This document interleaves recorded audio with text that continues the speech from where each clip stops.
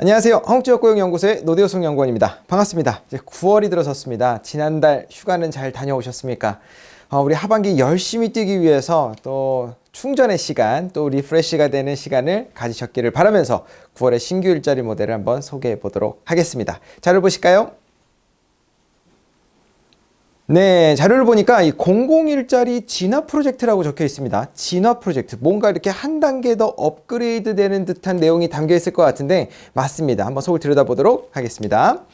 자, 이달의 신규 일자리 키워드는 공공일자리입니다. 한 번쯤은 들어보셨을 것 같은데 정식 명칭은 이제 공공근로사업이라고 합니다. 사전적 정의를 보면 저소득 또는 취약계층을 위해서 재취업의 기회를 제공하는 정부 실업대책의 일환으로 추진되는 사업을 의미합니다.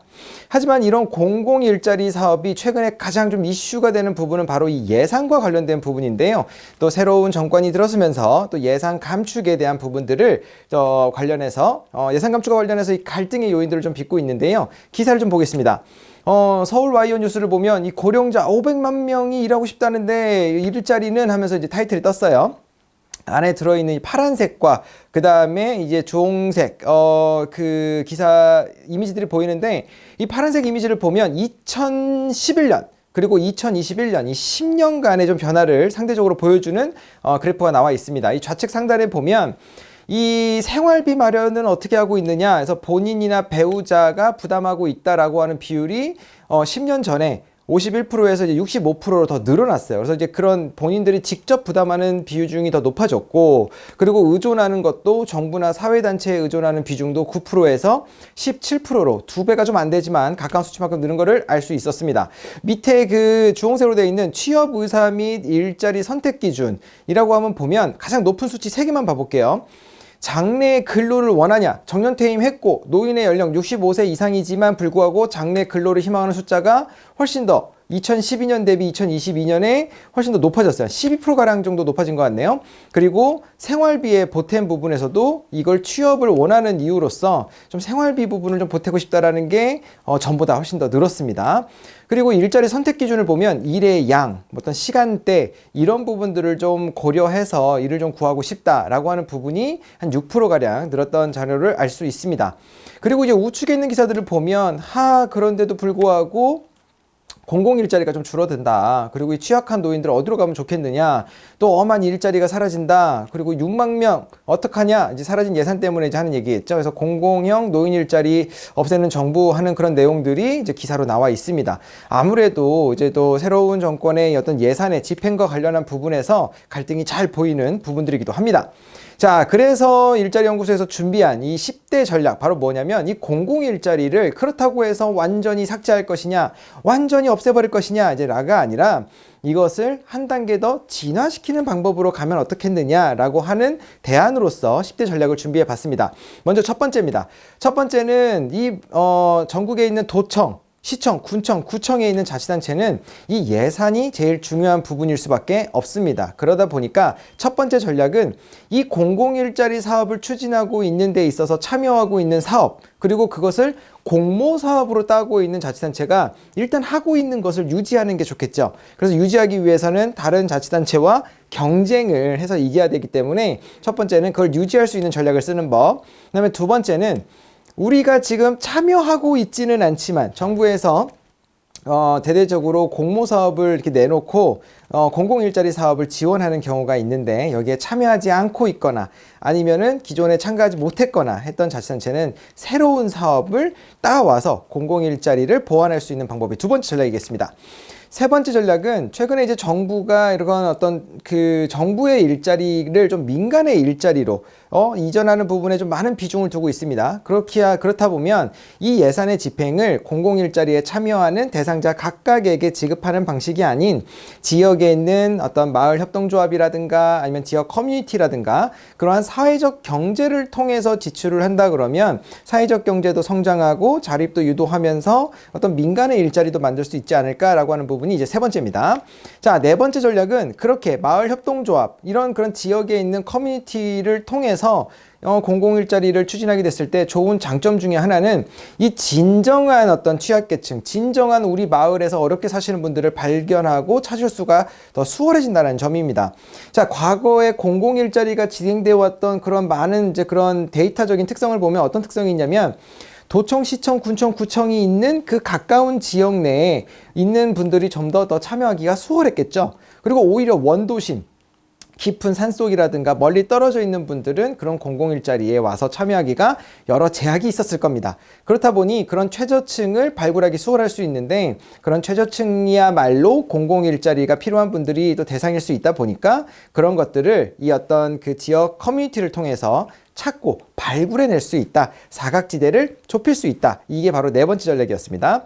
다섯 번째는 이러한 마을 협동조합을 통해서 아무리 예산 배치를 한다 그래도 각각의 마을마다 전부 다 동일한 금액을 지급하는 데에는 여러 문제점이 있습니다. 왜 그럴까요? 각각의 마을마다 살고 있는 인구가 다르기 때문이죠. 그렇기 때문에 이 각각의 마을마다 예산을 좀 형평성 있게, 균등하게가 아니라 형평성 있게 배치를 해야 되는데 그러한 부분에서 각각의 마을들마다 시범적인 예산을 배치를 하고 그리고 거기서 나오는 성과물들, 이런 부분들을 마을끼리 조금은 선의의 경쟁을 통해서 어떤 성과 경진을 통해서 좋은 성과도 나고 좋은 일자리로 안착할 수 있도록 거기에 따라서 예산도 재분배될 수 있도록 체계를 개선하는 방법을 다섯 번째 전략으로 제시했습니다. 자, 여섯 번째 전략은 뭐냐면 현재 공공일자리의 대표적인 모델이라고 할 수 있는 부분들을 볼 때 풀 뽑기, 꽃 심기, 그 다음에 조경 지원하기, 이런 부분들이 이제 대표적인 공공일자리의 좀 예시 모델이라 볼 수 있는데요. 지금은 그 공공일자리의 모델이 다 거기서 거기 좀 비슷한 부분들이 많습니다. 그래서 좀 이것을 단계적으로 1단계는 풀뽑기나 아니면은 가지치기, 누구나 할 수 있는 단계의 공공일자리가 있다면 약간의 교육을 받아서 좀 조경을 할 수 있는, 전문가까지는 아니지만 그 조경을 다룰 수 있는 그런 꽃 심기의 전문가로 성장시키고, 그 다음에 세 번째는 이 꽃 심기에서 좀 나무, 그 다음에 조경을 실제로 접근해보고 그 다음에 그런 전문가로 거듭날 수 있는, 이런 단계적으로 성장할 수 있는 모델을 좀 구분해 놓으면 어떻겠느냐. 그래서 실제로 공공일자리가 끝나고 자립하거나 독립해서 아니면 이쪽 영역에서 활동해서 소득을 만들 수 있는 부분으로 역량을 키워주자. 이 취지가 여섯 번째 전략이었습니다. 자, 일곱 번째는 이 공공일자리의 직무를 구조화하자는 건데요. 아까는 그 풀뽑기, 그 다음에 꽃 심기, 그 다음에 조경을 말씀드렸죠. 이거는 이제 식물 분야에 관련된 부분일 거예요. 자, 그렇다라고 하면 또 여러 위생적인 부분이라든가 방역적인 부분, 이러한 부분에서도 분명히 그 안에 여러 단계의 또 직무적인 차이가 있을 수 있습니다. 그래서 공공일자리가 접하고 있는 다양한 일자리, 심지어 공공도서관도 마찬가지고 여러 유관기관에 지원하는 인력도 마찬가지고, 이제 그러한 부분들을 좀 직무 구조화를 조금 둬서 이 참여하시는 분들도 나의 역량과 나의 수준, 은퇴하기 전에 사회에서 경력을 많이 쌓으셨던 분들 같은 경우는 또 자기의 경력을 살릴 수도 있지 않겠어요? 이제 그러한 부분으로 직무를 구조화하자라는 게 일곱 번째 전략이었고요. 여덟 번째는 이 공공일자리의 상직물을 개선할 필요가 있다라고 하는데, 여기서 말하는 상직물은 대표적인 예로 이런 제복 같은 겁니다. 우리 TV에 보는 땡땡 상조 한 번씩 들어보셨죠? 네, 이 상조 직원들이 예전에는 그런 단체복이라든가 제복을 갖추지 않았는데 그런 어떤 제복을 갖춰 입고 좀 더 전문성을 갖췄던 사례는 주변에서 한 번쯤은 보셨을 것 같습니다. 그렇듯이 이 공공일자리에 참여하시는 분들도 어떤 제복이 됐든 아니면 모자가 됐든 아니면 그 관련된 유니폼이 됐든 이러한 부분들을 좀 더 전문적으로 두어서 우리 어린 친구들이나 아니면 주변의 시민들이 봤을 때도 저렇게 전문적으로 하시는구나 라고 존경을 표할 수 있는 부분들이 필요하다고 생각해서 여덟 번째 전략을 제시했습니다. 자, 아홉 번째 전략은 뭐냐면요. 이렇다고 해서 저희 일자리연구소에서 8가지 전략을 제안드렸다고 해서 이거를 동시다발적으로 바로 진행하기에는 리스크 관리가 필요합니다. 이러한 방법들도 과연 통할지 안 통할지를 잘 가늠하기가 어렵기 때문이죠. 지역마다 물론 성과의 차이가 있을 수도 있고요. 그래서 이러한 부분들을 시작하기 전에 충분히 주민들과 공청회, 토론회, 포럼 등을 통해서 의견 소통도 나눠봐야 되고 실현 가능성도 한번 봐볼 필요가 있을 것입니다. 그렇게 단계적으로 접근을 해서 조금 효과나 그 다음에 사업이 성과가 나지 않을 수 있는 리스크를 관리할 수 있는 부분이 좀 중요할 수 있어서 이거를 9번째 전략으로 제시했고요. 마지막 10번째 전략은 자치단체마다 이제 기획실, 뭐 재정 기획을 하는 부서라든가 아니면은 뭐 총무부서라든가 이런 어떤 그 부서가 갖고 있는 어려움을 조금 해소할 수 있는 대비 예산을 좀 준비하고 있는 자치단체들이 있습니다. 이제 그러한 예산들이 이런 일자리 부서에서 애로를 얘기할 때 좀 더 전문가들의 컨설팅이라든가 좀 이러한 아이디어를 실제 사업으로 구현할 수 있다라든가 이런 컨설팅 지원들을 받을 수 있도록 지원해 주는 것이 10번째 전략일 수 있겠다라고 소개를 해드리겠습니다. 자, 오늘은 이 공공일자리의 진화 프로젝트에 대해서 말씀드렸습니다. 이와 관련해서 좀 더 궁금하신 점이나 의견이 있으시다라고 한다면 요 아래 댓글로 남겨주시면 빠르고 성실하게 답변 드릴 수 있도록 하겠습니다.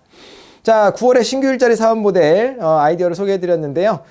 일자리연구소에서는 더욱더 대한민국에 많은 일자리가 생기기를 기원하면서 다음 달에 신규 일자리 모델을 발굴하기 위해서 열심히 달려보도록 하겠습니다. 끝까지 들어주셔서 감사합니다.